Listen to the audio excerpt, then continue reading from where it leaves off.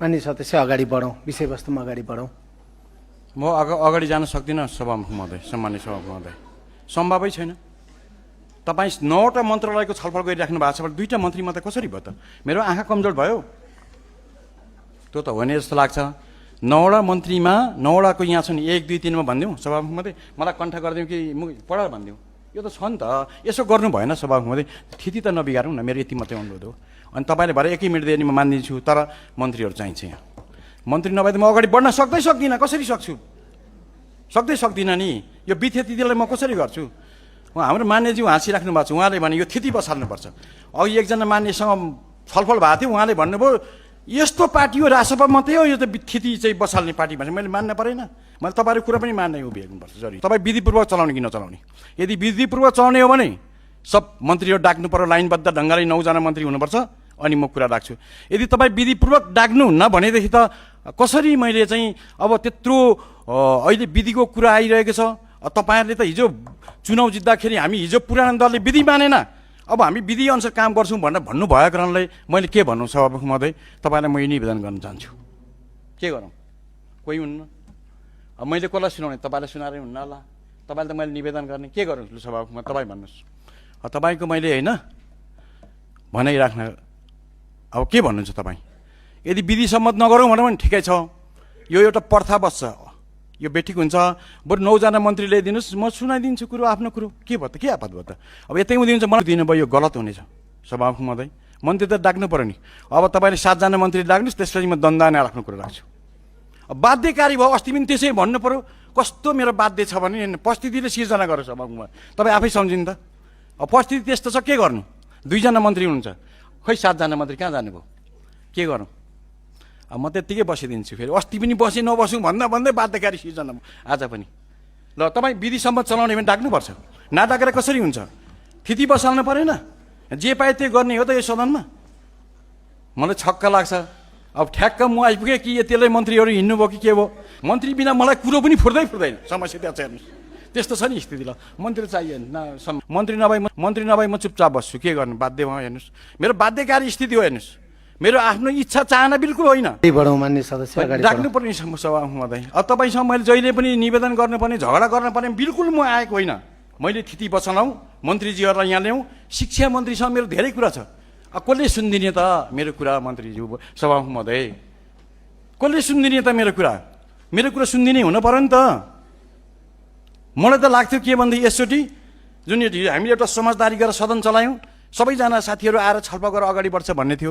अब मन्त्रीजी 7 जना नहुँदाखेरि मलाई कम समस्या भयो, तपाईँलाई भन्दै मलाई समस्या छ। किन समस्या छ भने अब अस्ति पनि यस्तै गर्न बाध्य भयो, आज पनि पर्यो। यसको त बान्ने यस्तो हो कि भन्ने चाहिँ सन्देश पनि जानु छ, तर म त्यो भन्न चाहन्न। म चाहन्छु विधिलाई चलाउनुपर्छ। विधिमा 7 जना मन्त्री चाहियो, 1, 2, 3, 4, 5, यहाँ 2 जना हुन्छ, 5 जना मन्त्री चाहियो। अनि आफ्नो कुरा सुरु गर्छु। मैले यो कुरा यहाँलाई गएँ भने जनताले मलाई प्रश्न उठाउनेछ, के भन्छ? यत्रो मत दिएर पठाएको, अनि आम नागरिक समाजले भन्छ, लोकले भन्छ, पत्रकारले भन्छ, यत्रो मतदान गरेको सदस्यले नियम तोडो, विधि तोडो भनेपछि म बाहिर कसरी जानु? मलाई भरे पत्रकारले जान दिँदैन, कसरी जान दिन्छ? त्यो त मिल्दैन सभामुख महोदय। मन्त्री त चाहिन्छ, मन्त्री नभए म चुपचाप बस्छु, के गर्नु? बाध्य भयो हेर्नुहोस्, मेरो बाध्यकारी स्थिति हो हेर्नुहोस्। मेरो आफ्नो इच्छा चाहना बिल्कुल होइन। लाग्छ मन्त्रीहरूलाई जुन ढङ्गले यो बजेटको बारेमा छुट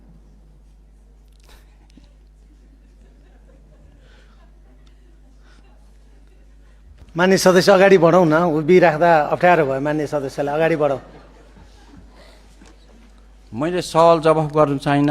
मान्य सदस्यको विषय मेरो ध्यान आकर्षण भएको छ।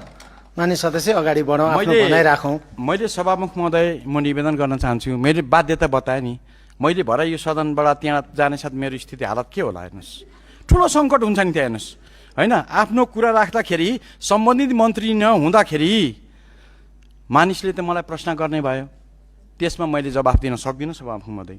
र यो चाहिँ के छ, एउटा परम्परा जुन छ हाम्रो अभ्यास नियमले भएको चिजलाई गरौँ। म यो कुरामा सभापतिजीको निर्देशन मान्न चाहन्छु। डाक्नु पर्यो मन्त्री, नडाकी हुन्न। मान्य सदस्यले राखेको विषयमा मेरो ध्यान आकर्षण भएको छ। त्यसकारणले मान्य सदस्यलाई अगाडि बढौँ। हामीले गर्ने मान्य सदस्यको विषय ध्यान आकर्षण भएको हुनाले सचिवालयले त्यो विषयमा काम गर्छ। मान्य सदस्य अगाडि बढौँ, विषयवस्तुमा अगाडि बढौँ। म अगाडि जान सक्दिनँ सभामुख महोदय, सम्मान्य सभामुख महोदय, सम्भवै छैन।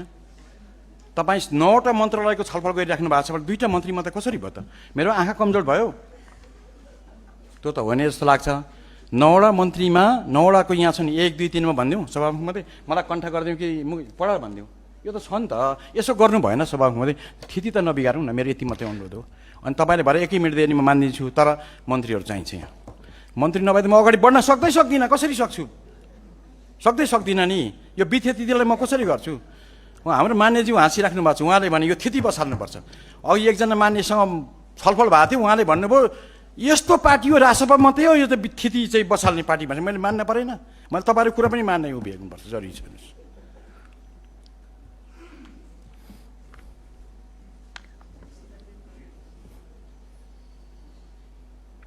मान्य सदस्य अगाडि बढौँ न, विषयवस्तुमा अगाडि बढौँ।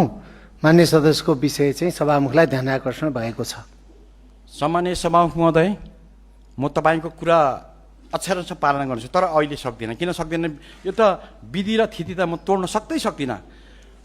तपाईँले एउटा कुरा भन्नु सभामुख महोदय, मैले आजसम्म चाहिँ कुनै मन्दिरहरूमा जान्न, तर मैले जनतालाई भगवान माग्छु। जीवित भगवान मेरो भगवान हो। तिनले आशीर्वाद दिएर पठाए सक्दिनँ मान्नु, सक्दिनँ। म यहीँ बसिदिन्छु। अब मान्य सदस्यहरू, यो बैठक आजै 15 मिनटको लागि स्थगित हुन्छ।